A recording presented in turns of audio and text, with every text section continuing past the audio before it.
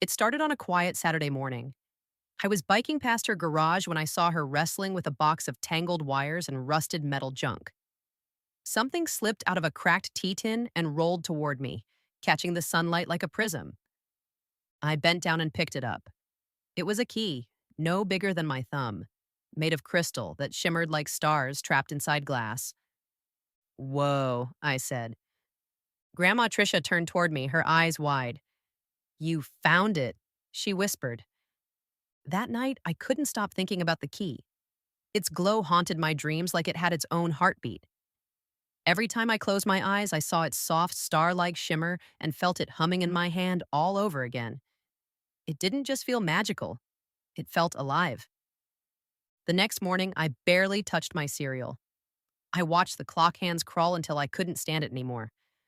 I grabbed the key from my desk drawer, slipped it into my hoodie pocket, and headed across the street. Grandma Tricia's front door was already open. "Good morning, Tessa," she called from the kitchen. Her voice always had this mysterious warmth, like cinnamon and thunder rolled together. You couldn't stay away, could you? I followed the sound of clinking teacups and found her at the round kitchen table, humming to herself and stirring a tiny spoon in her mug. The crystal key sat between us, resting on a woven placemat shaped like the moon. "Why do you have it?" I asked, sliding into the seat across from her.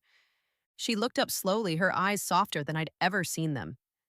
"Because it was once mine, and because it's yours now." "That doesn't really answer the question," I said. "What is it?"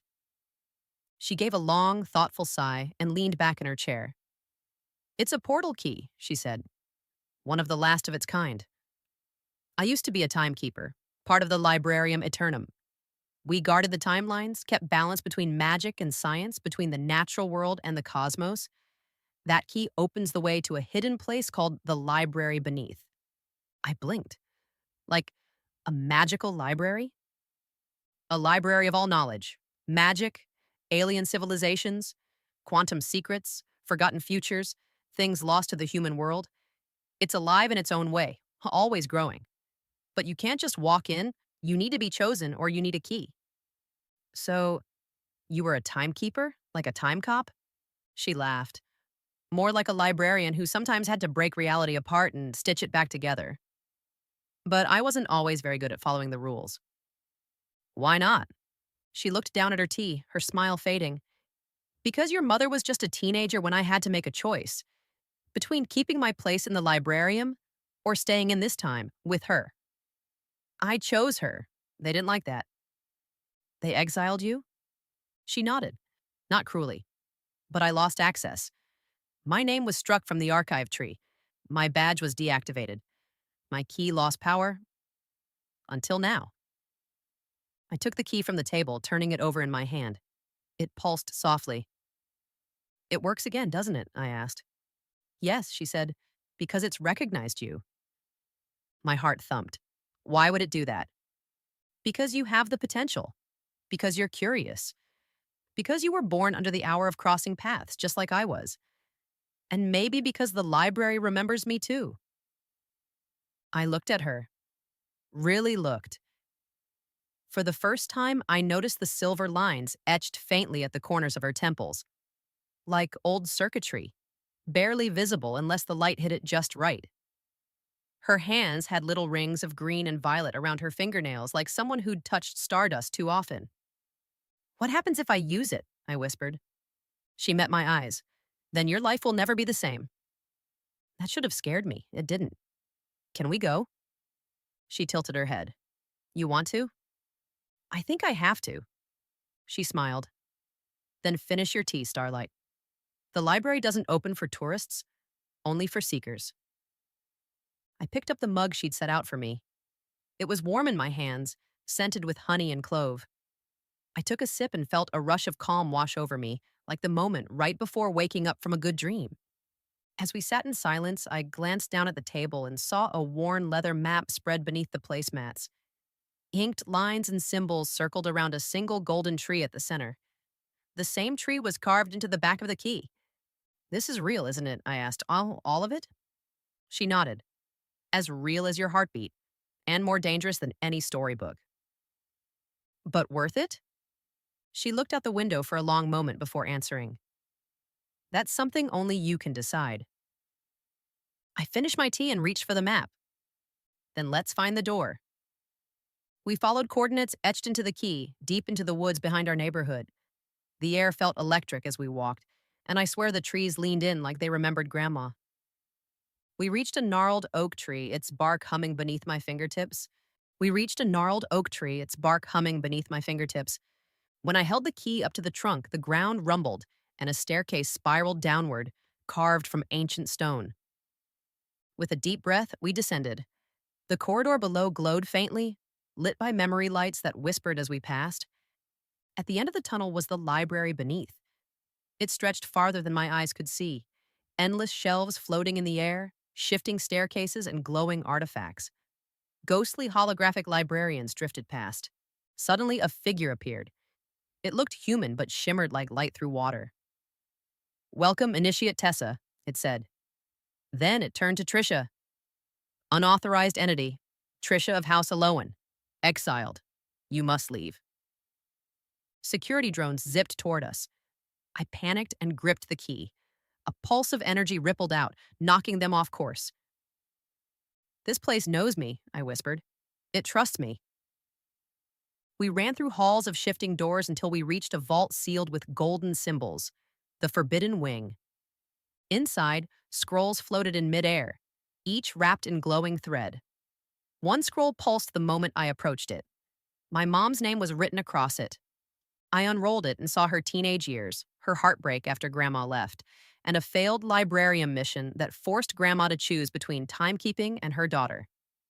"She didn't leave because she didn't love us," I whispered. "No," Grandma said. "They made me choose. I chose your mother, and I've been trying to make things right ever since." Before we could say more, alarms shrieked. The AI returned. "Violation of temporal code? Prepare for erasure." Grandma flashed a weathered badge. "I still have clearance." We fled into the chronovault, a glowing dome filled with constellations of scrolls. "This is the nexus of all possible futures," said Trisha.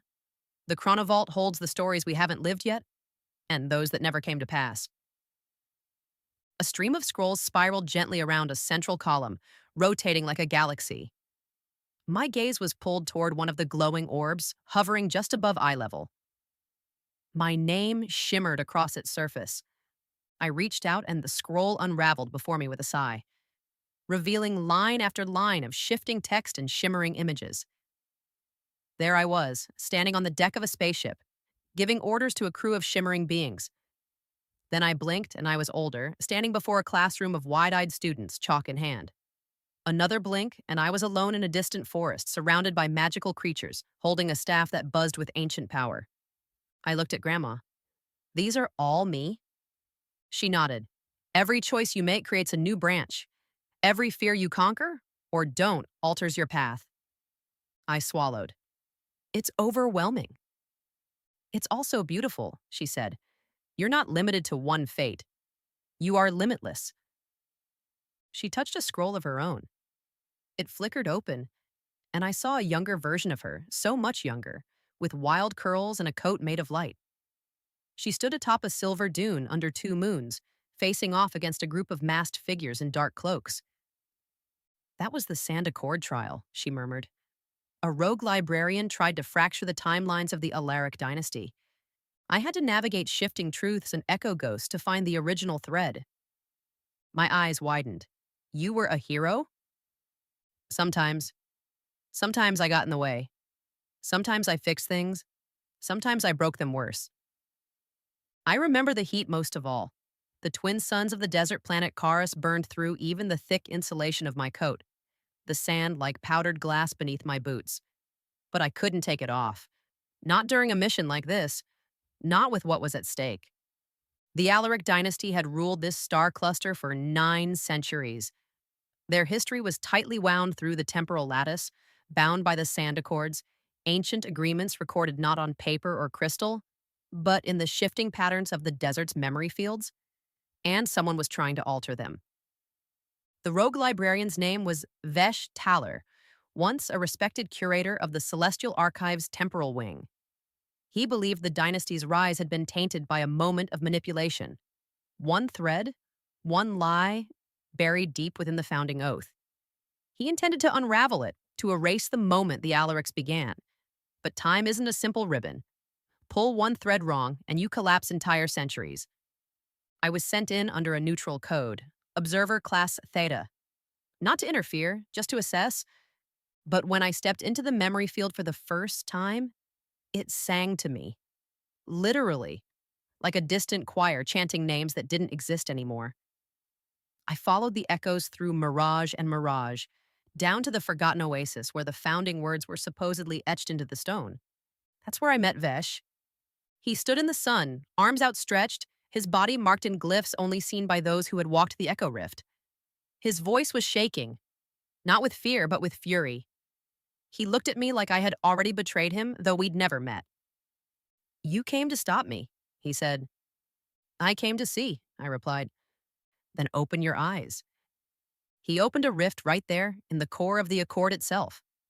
Memories, real and forged, spilled out.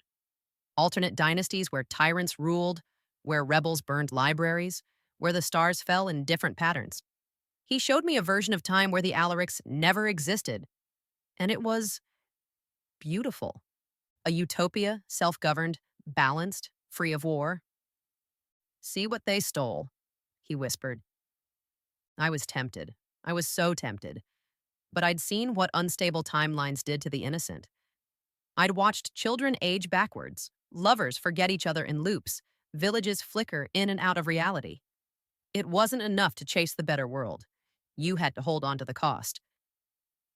"I believe you," I told him, "but I won't let you unmake it."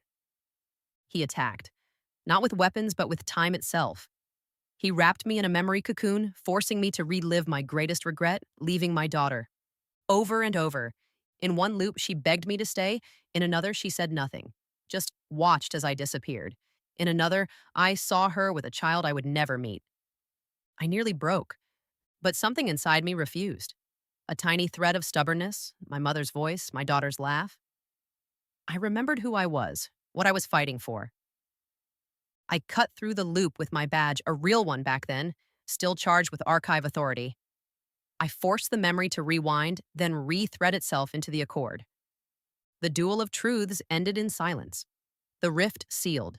Vesh vanished into exile, or so we thought. I carried the burden back to the tribunal. They said I had acted beyond my mandate, that I had influenced rather than observed. They weren't wrong, but if I hadn't, the future Tessa was born into might not have existed. Back in the chronovault, Tessa's eyes were wide. "You fought him with memories?" "Not fought," I said. "I offered him one of mine. I gave him the memory of my daughter's birth. I let him feel what it meant to love someone more than history." "Did he keep it?" Tessa said. "He left a trace of it behind. Maybe that was enough." Tessa looked at her own scroll again. "You did the right thing." I smiled. "That's not what the tribunal said." "But it's what I say," Tessa whispered. Another scroll opened beside her, showing a crystalline cave where she knelt beside a crying girl, gently mending a broken memory. The girl glowed faintly with stars embedded in her skin. "She was a time-born child," Grandma said, "raised in a forgotten hour. Her memories had collapsed into one eternal moment. Her name was Vanessa. Not many agents ever encountered a time-born child. Even fewer dared interfere. Vanessa came into being during a temporal rift near the ruins of Alari Prime, conceived when time itself hiccuped and folded back on a single moment of joy and grief. She wasn't born from two people, but from two competing futures converging, desperate to balance each other. I found her tucked beneath the roots of a luminous willow, surrounded by the relics of half-written histories. She couldn't speak, not in the way we understand, but her eyes. Her eyes told everything. They reflected not only what had happened, but what could have. Endless futures played in their depths like flickering film reels. She aged out of sync. One moment a toddler giggling, the next a teenager with the voice of an adult. Her laugh could slow time. Her tears could erase moments. We kept her hidden from the tribunal. Even they weren't sure what Vanessa was. Some wanted to study her, others wanted to erase her before she could collapse the lattice of time. But I couldn't. I raised her for a year in a place outside of time, a pocket world shaped like a lantern-lit forest. We lived by starlight and campfire stories, and she clung to those tales like they were laws of nature. In many ways, they were. For Vanessa, stories were the only way she could anchor herself to a single thread of being. One day, she looked up at me and asked, "Which me should I be today?" I didn't know how to answer. She vanished not long after. Some say she was pulled back into the fold of the universe. Others believe she became a living timeline, wandering through each of us when we feel deja vu or meet someone who seems to belong to another world. I still dream of her sometimes. A child made of time, a daughter I almost had. Tessa listened with her whole body, head bowed, hands clasped, tears running silently down her cheeks. "Did she know you loved her?" she whispered. "I told her every day," I said, even when she wasn't the same girl she'd been the day before. I stared at the glowing scrolls. "Do you regret leaving it all?" Grandma was quiet for a long time. Then she said, "I regret not trusting your mother enough to tell her the truth. I regret thinking I had to choose between family and purpose." More scrolls drifted by, one showing her saving an underwater city from a collapsing wormhole, another showing her caught in a temporal loop, reliving the same painful conversation with my mom over and over. "You tried to fix it?" I asked. She nodded. "I tried 100 ways. None of them worked. The only thing I hadn't tried was coming back and just being here." I held the scroll with my name on it again. "I don't want the library to decide who I become." Grandma placed her hand on my shoulder. "Then write your own scroll." "How?" She led me to the heart of the vault, where a pedestal rose from the floor. On it rested the chrono scroll, a sacred artifact encased in silver rings and glowing glyphs. The outer rings rotated slowly, ticking in sync with some ancient clock. "This will rewrite your place in the archive," she said. "It won't erase the possibilities, but it will give you the right to choose, freely." I stepped forward. As I touched the scroll, my thoughts and memories spilled into the light. My fears, my dreams, my love for Mom, the weight of what I'd learned, it all shimmered around me. "I want to protect the people I love," I whispered. "But I also want to explore, learn, and maybe even fix some of the broken things." The scroll began to glow brighter. "I want to be more than a reaction to someone else's mistakes. I want to define myself." The glyphs locked into place. A surge of warmth washed over me as the pedestal dimmed and a new scroll floated into my hands, blank, waiting. Then alarms shrieked. "Violation of temporal code!" The AI's voice boomed overhead. "Presence of exiled entity detected. Initiate memory purge." Security drones burst into the room, wings buzzing with sharp energy. Grandma held up her weathered badge. "I still have clearance," she snapped. "Protocol 9 Delta, legacy override." The drones paused, scanning her badge. One hovered uncertainly, then began projecting a hologram of her trial, her standing before a tribunal, defiant, tears in her eyes. "They made you choose," I whispered. "I chose wrong and right and everything in between." I turned to the floating scrolls. "Can we delete the records of her exile?" Grandma grabbed my hand. Some scars are meant to remain, but we can erase the trace of this visit, wipe our tracks." We held hands over the chrono scroll again. I focused all my thoughts on closing the path behind us, on protecting the fragile moments we'd shared. The scroll dimmed. A wave of golden light rippled outward, washing over the chrono vault. The alarms stopped. The drones fell still. Everything was quiet again. We stood in the center of the future, surrounded by infinite stories. "Do you ever miss it?" I asked. "Every day," Grandma said, "but not more than I missed watching my daughter grow up, or meeting you." I hugged her tightly. "Thank you for showing me."